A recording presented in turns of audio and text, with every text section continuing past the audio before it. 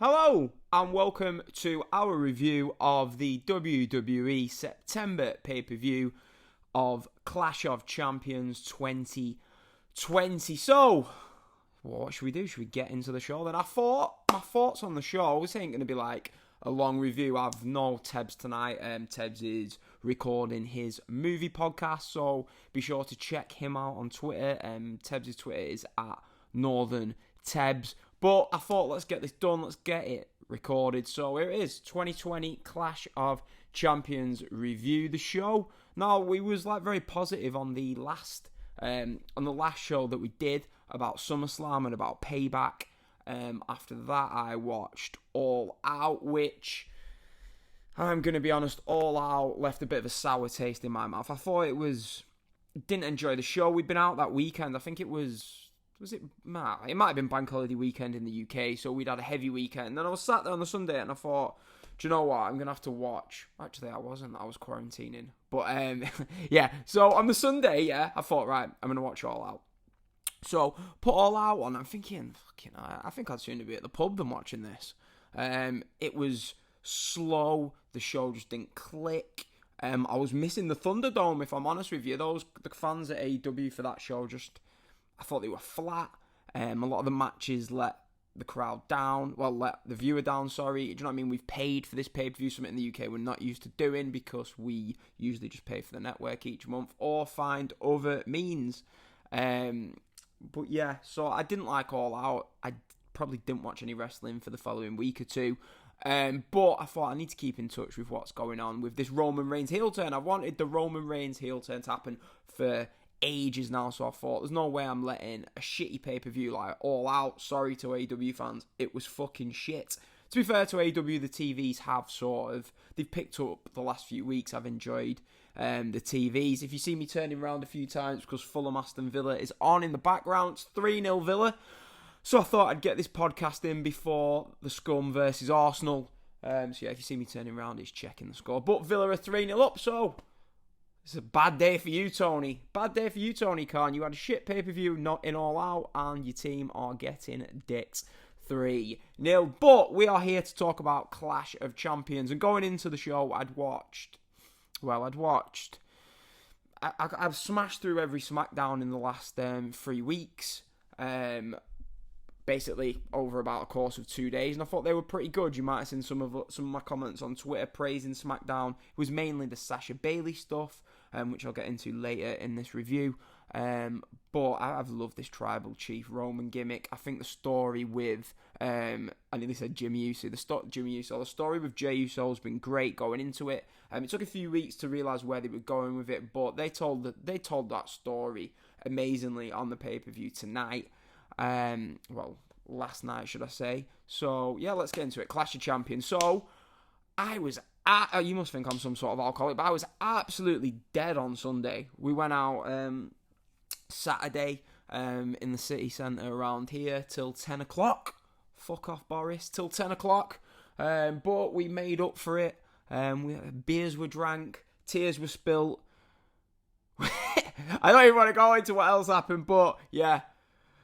Terrible behaviour this weekend. So I woke up on Sunday morning feeling absolutely horrible. I slept on that floor watching all the Super Sunday football. Tottenham Newcastle, was asleep for that, asleep for the Leeds victory at Sheffield United. I woke up to watch Leicester smash Man City, and then I thought, mate, I'm not rough, you're going to have to make me a coffee. So my mate makes me a coffee about 7 o'clock, and I thought, you know what, perked up a bit here. I put the poll up on our Twitter. Do I stay up for Clash of Champions? I was buzzing at this point. Got a lentil soup down me. And yeah, fell asleep during the first match. But I did manage to watch the pre-show match. And that was the Lucha House Party versus Cesaro and Nakamura for the SmackDown Tag Team Championships. I liked this match. I thought it was good. It was a really fun. It was just exciting. What did it go, about 10 minutes? But what I noticed in SmackDown, they sort of built up dissension between the Lucha House Party, in particular Kalisto and Lince Dorado, but they didn't really play it into the match, which was quite surprising. They just went out there and had the match as if the story had never really happened. On SmackDown, for those of you who watch SmackDown, Kalisto didn't actually help his tag team partners when they were getting beaten down by Cesaro and Nakamura. So you'd think that'd play into the match, but maybe they've decided not to bother with splitting up the Lucha House Party. Notable things from the match: Cesaro kicked out of 3 moonsaults as Lince Dorado and Kalisto took it in alternate goals to go for moonsaults. And the finish came when Cesaro swung, I can't remember it, swung one of the Lucha House Party, great review there, swung one of the Lucha House Party into the Kinshasa for Cesaro and Nakamura to retain the title in what was a hot pre-show match, one of the better pre-show matches you're likely to see. And yeah, it was a good match. I went 3.25 on this. That's 3.25 stars for all you big Dave Meltzer fans. It was good. It was a nice little match to get you into the show, unless you was like me and about to fall asleep. 15-20 minutes into the show? I saw Sami Zayn almost die though, so there is that. And yeah, so we get into the show. The pay-per-view is underway. We get a great video package to start the show, narrated by John Cena. It was just hyping up all the matches. They highlighted the likes of Roman, Bayley, and the Drew McIntyre Randy Orton match. So your first match on the show was a rematch from Friday Night SmackDown. Jeff Hardy versus AJ Styles versus Sami Zayn. This match, it was, as I say, I always feel like I say I'm not a big fan of ladder matches. We get them on every fucking pay-per-view at the moment. It seems, I'm surprised there's not been one for TakeOver next Sunday. Yeah, TakeOver is next Sunday, believe it or not. But yeah, this match was really, really good. Really, really good ladder match. It was creative, which is something we don't seem to see that more in ladder matches. Still 3-0. But yeah, some of the highlights of the match was basically going into the match. It was Sami Zayn had been out because he didn't want to travel from Canada, I believe, into the States. He didn't come back with the Intercontinental title. So they crowned the new one, didn't they, where AJ beat Daniel Bryan in that extended match on SmackDown all those months ago. Jeff Hardy has since took the title off of AJ. So the three had a 3-way with the 2 belts above the ring. Now, for me, I'm thinking the whole build was on SmackDown that Sami Zayn's title wasn't valid. Do you know what I mean? It was a no-go. That title was the imposter, fake title. But yeah, the WWE hung it from the ring, so take from that whatever you will. Some of the big spots from the match, I mean, Sami Zayn, if you watch the match, you listen all the welts, 3-0, all the welts on the back of Sami Zayn's back, from a spot where he got flung into a ladder that was like just balanced that way. He bounces off it, bounces again off it. I thought that was a sore one. And then we get a ridiculous spot. So basically, Sami Zayn has Jeff Hardy balanced on the ladder and it's tilted that way. Jeff Hardy's led on this ladder. And he sort of slingshots him as if he's meant to like catch his feet on the top rope. But it was never going to happen. And Jeff Hardy spills to the outside. His neck's almost caught between the ladders. And really he's lucky that he didn't get a really big injury from this. So that's 2 big spots so far in the match. And then we get a swanton bomb through the ladder on Sami Zayn. Jeff Hardy, it was similar to the WrestleMania 23 Money in the Bank spot, and then the Mania 33 the triple threat tag team match from Mania 33 spot. But one thing I want to say about this, right? You've got Jeff Hardy. They do this every time, right? Jeff Hardy is at the top of this really tall ladder. Sami Zayn's at the bottom. So what do WWE do? They get the camera at the bottom looking up, and you can't actually see how far Jeff Hardy is. Do you know what I mean? How high he is. Because when you're live in them arenas, those ladders, they're very high, yeah? So what Kevin Dunn should be doing, getting a camera that's zoomed out so you can see how tall this ladder is and how far Jeff Hardy is actually falling. But no, we just get the shot from down below and then another shot, which basically doesn't show. If I'm Jeff Hardy, I'm thinking I'm taking this bump. Do you know what I mean? I'm Sami Zayn, I'm taking this guy flying onto me from 20 feet in the air. And it doesn't even look as good as it actually does in person. So yeah. And then we get Sami Zayn pulling out the handcuffs. We get Michael fucking Cole. What's he going to do with those? Corey Graves is like, well, what do you think he's going to do with those? But to be fair to Michael Cole, didn't quite see him putting the handcuffs in between Jeff Hardy's ear. Now, for me, up to this point, the match was great. It goes a little bit... I was sat here thinking, I'm not sure if I like this ending. or if I dislike it. And I think in the end it did take the match down a notch. It was creative, but the end was just like AJ handcuffed to the ladder. You've got Jeff Hardy, who's just dancing around on the outside, somehow gets in the ring with a ladder around his ear, and he's just stood there hopping around the ring doing nothing, when he could have pushed the ladder over if he wanted, and instead he just watches Sami Zayn win the title. The right person won. I think the match called for Sami Zayn to win. I'm not sure where they go from here. We've got, obviously, Sami is the Intercontinental Champion now. Maybe you get Daniel Bryan back, have a rematch, but I wouldn't have a problem with these three carrying on. I think they're probably going to go with Jeff versus Sami, because AJ really isn't entitled to another rematch after losing his last two matches. So we got a really good start to show. I went 3.5 on this, on the 5 scale.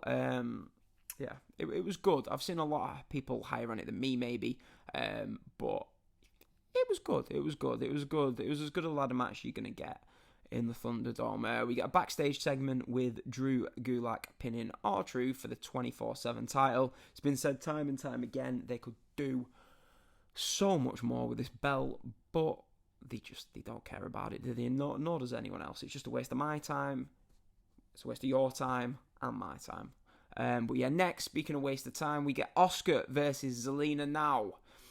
This match, it was a filler title match, which you sometimes... The problem is with these Clash of Champions cards, yeah, every title has to be on the line. The problem with it being in WWE, there's only really 2, possibly 3 belts that actually matter. Do you know what I mean? That they actually care about. So they dig out half of these titles and throw them in random feuds on these pay-per-views. It's happened forever. And here we just get a filler. They had no one for Asuka to face, so she faced Zelina. I'd not watched the build-up on Raw. I've not watched Raw for a few weeks. So, but for watching the match, the size different. You've got the smaller heel against the bigger face. And the fact that nobody had any sort of expectation Zelina would win made the match. It hindered it from the get-go. There was at a disadvantage before it had started, but to Zelina's credit, she was impressive. She showed what she has what it takes, do you know what I mean, to compete at this level. But the Asuka size differential for me stood out a mile. Zelina is tiny. It's a bit hypocritical, though, I suppose, when you've watched Daniel Bryan tap out Batista, but I guess we're more used to it in that size. It was just weird watching Zelina try and compete against Asuka. Zelina targets the arm the entire match, but after about, 7-8 minutes, Asuka gets her into the submission and taps her out. Match was timed perfectly. It was fine for what it was. I'm not sure why we got Zelina attacking Asuka. 3-0 still. Asuka after the match. But it looks like this feud may continue into Hell in a Cell. Hopefully not. And then next, speaking of feuds that seem to just keep going on and on and on, Lashley versus Apollo. Like, can they not find the fresh feud for the US title? This fucking feud, I feel like it must have been going on since about June. It must have been going on since June. Like, I know, like, Apollo had to beat, like, what was he feuding with MVP? Like, he had a pre-show match with MVP on one of these things. I'm sure he lost. Did he lose? He lost clean at SummerSlam or Payback. I think it was SummerSlam to Lashley. And it's like, you lost clean on the last pay-per-view. I didn't watch Raw, so I can't comment, right? But he's in the title match on the next pay-per-view. It's not like the matches have been any good, yeah? Why? Right, Apollo Jakar, the babyface, keeps being put into these matches against Lashley and losing clean in the middle. Why? Why do we don't need to see these matches on pay-per-views? Apollo, as much as I think he's good, yeah, you're having the young, well, I don't know if he's young, but you're having, like, the newer guy lose to the older veteran star again and again. And it's like, I don't need to see Apollo keep getting rematches after rematches. Lashley beats him clean with the Master Lock. What is it? The Hurt Lock? The fucking shite. This match, it was no good. It was no good. I rated it down because of the winner. Was just give us give Lashley a fresh opponent for this, because I just didn't do it for me. Didn't do it for me at all. And then Retribution, I've been reading what's happening. Retribution are on Raw, yeah. They don't make an appearance on the pay-per-view. But, do you know what I mean? Like, the Hurt Business are heels, but they're fighting against Retribution. What is going on here? What is going on? Bad booking. Just not a pay-per-view caliber match. Next, Street Profits versus Garza and Andrade. I couldn't believe this. The Street Profits, right, have been the Raw Tag Team Champions for 208 days. 208 days. They're the longest Raw Tag Champs ever. And I'm being honest, if you'd have asked me while I was nursing this hangover Sunday, who's the Raw Tag Team Champions? I would have thought Scooby and Shaggy do. I have fucking no idea who was the Raw Tag Champs. And seeing I do watch Raw most weeks except for the last few, I should really know this, but I don't. You've got Ricochet out there, who's like one of the most talented guys in the company, and he just stood there like an idiot on the outside. It's just a waste. Ricochet, if you're watching, listening, I'm sure you're not, get yourself out of here. Get to AEW or back to New Japan. Normally I could have a drink while Tebs is like adding some thoughts, but hey, I'm a thirsty boy. So the match was actually going okay. I thought that Garza and Andrade looked good in this match. It was going well, I was enjoying it, and then we had that finish. Basically, it looks like Angel Garza injured himself. The thing is that the trainers were already on the outside helping him, so I'm not sure why he had to count a 3 when Andrade when they kicked out at 2, and then one of the Street Profits, like, do you know what I mean? It was like clearly fuming. They could have just said, ref could have just gone roll him up or something. Do you know what I mean? Hit your finish. We're not. Well, I don't understand why he's counted the 3. Do you know what I mean? You need to have some sort of communication with the wrestlers that this is the finish, yeah? So Andrade's kicking out at 2. Clearly hasn't had that communication. So the ref just counting 3 just made everyone look stupid. And I was sat there thinking, do you know what I mean? They could have handled this a lot better. I think the ref's at fault myself here. I've not listened to any other podcast reviewing the show or any thoughts on Twitter, so if I'm wrong, I'm wrong. But for me, the ref clearly didn't do his job of communicating with the talent that this was the finish. Backstage, I went 2.5 on that match, took it down with its finish. It was going alright until that finish. R-Truth defeating Drew Gulak. It was... What was just a fucking waste of time in it. Next, the fucking hell. I'm just going to breeze through this because this was fucking stupid as well. Bayley, I actually enjoyed this pay-per-view as well, and I've just smashed it and trashed it. Bayley comes out. Nikki is out of action. I hear she's, I don't know. We all know what she's probably out of action with. Bayley issues an open challenge. Out comes Asuka. It's a 2 to 3 minute match. Bayley nails her with the chair to end the match. Sasha comes out, attacks her. Bayley scorpers, and that's it. For me, I didn't like the fact that they did the angle when they did the angle. Do you know what I mean? I would have waited until you could get crowds in WrestleMania maybe. But I'm going to be honest with you, it's not the end of the world doing it now. But for me, they should have left Sasha out for longer than 2 weeks. Do you know what I mean? Like, she didn't need to come back here. There was no need for it. She could have come back on the week or 2 weeks before Hell in a Cell. That was what she needed. You should have sold the injuries for long, because now we've got another 4 weeks till the next pay-per-view. It's like, where do you know, for me, they didn't. Sasha should have been out selling these injuries, had a comeback, and then challenge. Because we were clearly going with a Bayley-Sasha Hell in a Cell. People saying that it's too soon. For me, what they need to do, have Bayley-Sasha Hell in a Cell, have it main event the show. This is the feud that really it's been the hottest thing going all summer. The Bayley and Sasha act. When are they going to turn each other? Has been one of the highlights of WWE in this COVID era. So have it. Do you know what I mean? Although like you would like it to be in front of a crowd, so would I. Having it main event a Hell in a Cell pay-per-view, for me that's fine. Have it main. People say you can't have the first match be a Hell in a Cell. Well, you have the first match be Hell in a Cell, yeah. Split them up after the draft. This is easy booking. The draft's coming in October. Have Bayley Sasha on different brands, yeah. But you've already got the match done for Hell in a Cell. It's already booked. So that match, Bayley Sasha, still taking place at Hell in a Cell. Whoever wins, probably Bayley wins.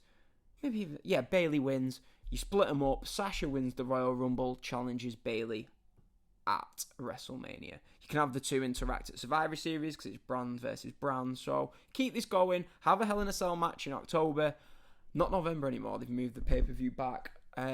Yes, have the Hell in a Cell match in October. Just drag it out till WrestleMania. That's fine. We'll have the match 2 at WrestleMania for the title. But yeah, this didn't really need to be on the show. But with Nikki being out, obviously you had Nia Jax as well missing from the show, as along with Shayna Baszler. Right, let's get into the positives of the show, the stuff I want to talk about. And this match, Drew McIntyre versus Randy Orton, the build was a bit a little bit over the top, weren't it? You had, Randy Orton, what did he do? Did he punt Drew McIntyre 3 times? He put him out of action for about half an hour.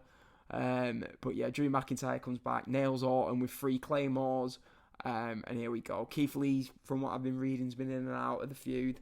But as for the match, notoriously ambulance matches don't usually deliver in WWE. I'm thinking of, like, you had Shane O'Mac against Kane, you have Brock Lesnar against Big Show. I'm sure there's been a few other forgettable ones in between, but unless I'm missing one, I think this, for me, was probably the best ambulance match I can see. It's the best one I can remember anyway, and I've watched everything. So, yeah. Do you know what I mean? I really like this. I mean, I use an app, Grapple, I'm sure some of you will know it, and they went the average on there was like 2.75, and I thought, was it just me that loved this match? I fucking loved this match. People, I don't know, I've not seen people buzzing about it when I've been scrolling through Twitter. I thought this match was great. Like, the negative out of the way first, it just doesn't seem like Drew McIntyre can main event a pay-per-view, can he? Has he main evented a pay-per-view since he won the belt at Mania? Money in the Bank, he didn't main event. Backlash, the greatest match ever, main evented.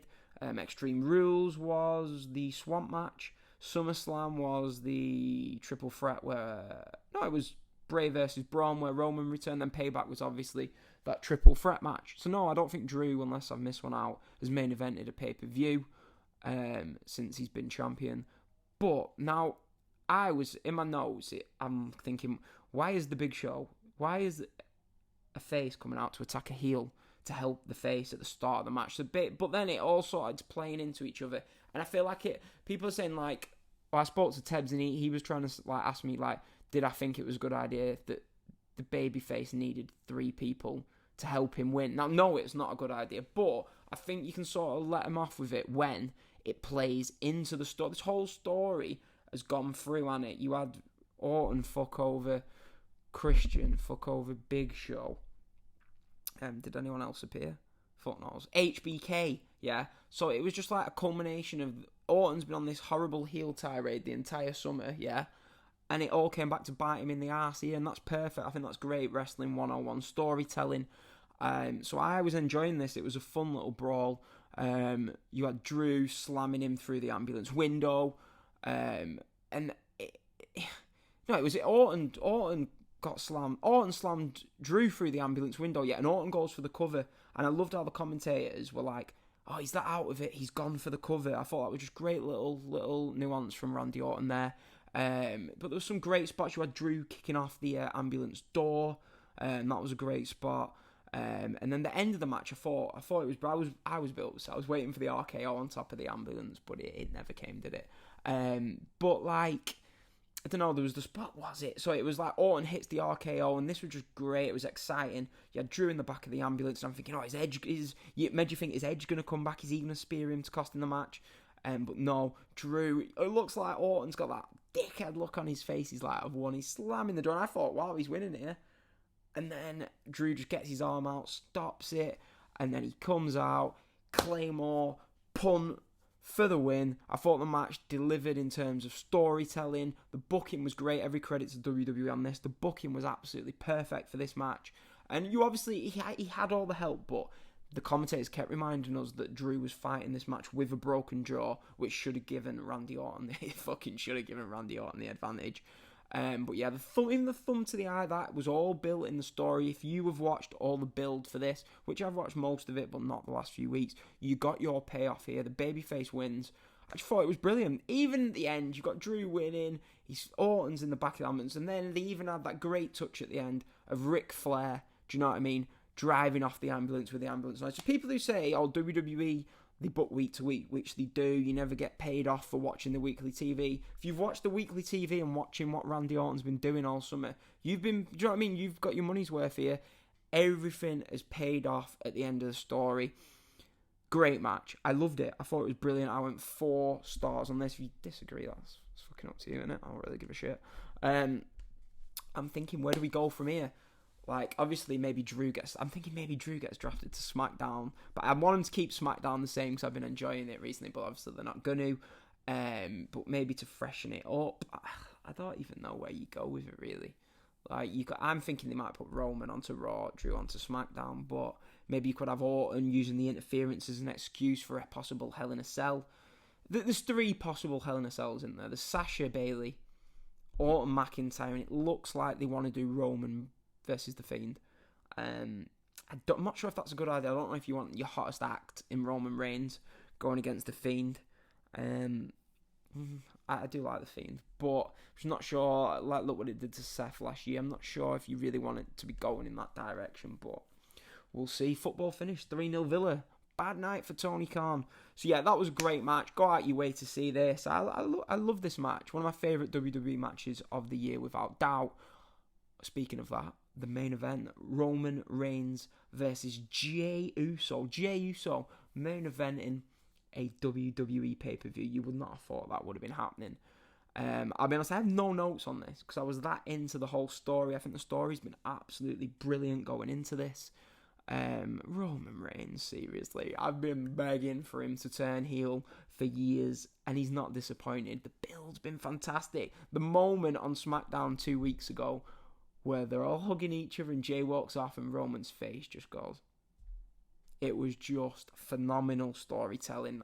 Build up to it. We had a great video package for this. I'm a big fan of video packages. If you listen to the podcast, I'm sure you know that. And the video package for this match was just brilliant. It told a great story. I think I must have seen it about 3 times because the pre-show must have played it twice. And it really, really got you into seeing this match. And this match, it didn't need to be a bang, bang, bang, bang, bang match. It just needed to be storytelling. It was great. It reminded me a bit of Brock versus Daniel Bryan at Survivor Series a few years ago. But with better storytelling. I just thought it was... You obviously had Roman. The entire match is just saying, I'm at the head of the table. I'm the chief or whatever. It was just brilliant. And then Jey obviously gets his comeback. He had a few hope spots where you thought he was going to win. Do you know what I mean? At one point, I'll be honest, I bit. Really good stuff. And then, but Roman just takes it in after. So that the moment where Jey so hits the chop and Roman just looks at him and drops him where he stood. That was a great moment. And then Roman just dominated the last 5 minutes. I'm thinking, are people going to shit on this because it went on a bit? But I think this match was just basically there to get over. This is the new Roman Reigns. This is the dick Roman Reigns. I'd love to see the reactions he'd be getting in front of crowds like this. But this match was just one of the best storytelling matches. 2 matches in a row, WWE have told great stories in it. Things you love to see. Things you love to see. And this is just great. It's great. You even get Jimmy Uso hobbling out to make the save. He ends with throwing in the towel after Roman hits 2 spears. He's laying into Jey time and time again. And yeah, so Jimmy throws in the towel, dives on top of Roman after Roman carries on, beating him up after the match. And then the lovely touch at the end where, I don't know if it's part of the heritage or whatever, but Jey comes out with them ribbons around him to start the match. And then Roman puts him on at the end. And Roman and Heyman stand over the Usos as the show goes off air in what wasn't the best wrestling match. But as far as stories go, this was fucking brilliant. Great double main event. It really, really was. I loved... The last hour of this show was brilliant. I've told Danny's like not really been watching much wrestling. I've told him to watch the last hour of the show. He's not a big Drew McIntyre, Randy Orton fan, but nonetheless, I hope he enjoys it. I hope Neil enjoys it as well. Neil's knee deep in Clunge in the G1 at the moment with his 4.22 matches, so I'm not sure how we'll feel about some of these matches, but I loved it. We had a really good opener and a great double main event. For me, if I get a great main event to end the show, I am happy. And the signs, as I said, going to Hell in a Cell, a great 4 weeks off. Yeah, I'm excited. I'm feeling positive about WWE. I love the Thunderdome. It's great. So yeah, another really good pay-per-view from WWE. I love this Roman Reigns, Paul Heyman stuff. The Drew McIntyre Orton feud ended brilliantly. We've got Sami Zayn as the champion, the Intercontinental Champion. The shite in the middle was shit, but hey, not everything. You can't have everything you want, can you? Anyway, that's me. That's me done. That is the WWE Clash of Champions 2020 review. We'll pop up with another episode soon. Look out for us. I'll try and do another show in a week, but I'm a busy boy at the time being. Too many pints. Pint. But yeah, so find us. Twitter. I've changed it. Do you know what I mean? Neutral Wrestling. Bollocks to that shit. No nonsense, Dan. No Nonsense Dan, at No Nonsense Dan on Twitter. Look, I'm a WWE fan apparently. Got to brand myself on that. No Nonsense Dan. Follow me on Twitter at No Nonsense Dan. Have a look for Tebs' movie podcast. Search at Northern Tebs and hit the movie podcast Twitter will be on there. Hopefully Tebs will be able to join us for the Hell in a Cell review. I might try and do a quick review on Takeover 31 next week, which yes is taking place. If it's shit and if I'm rough, there'll be no, do you know what I mean? Won't be happening. So yeah, so I'm not saying we're not stopping podcasting. The show goes on, but moving into my own flat. I'm a young lad trying to enjoy myself. So yeah, maybe in a few years when I settle down a bit, do you know what I mean? You look back at these episodes and think, well, he stuck with it, he kept going, and maybe I'll be dead. Who knows? Who knows where the world's going? Can't even stay in a pub past 10 p.m. at the moment. Apparently we're going into another 2-week lockdown. Fuck off. But yeah, really enjoyable WWE pay-per-view. Vince McMahon pulls one out of the bag again. Randy Orton and Roman Reigns on fire this year. So is Drew McIntyre. So yeah, that's it from Clash of Champions review. Follow us on www.patreon.com/neutral wrestling. I'll have to sort that out. Give the video a like on YouTube. Subscribe. And yeah, give us some feedback on Twitter. Hope you enjoyed the show. It's been a bit of a quicker show, but hey, 30 minutes solo, I'm sure that's enough. That's long enough to hear me babble on. See you in October, I hope. See you later, everyone. Thanks for listening.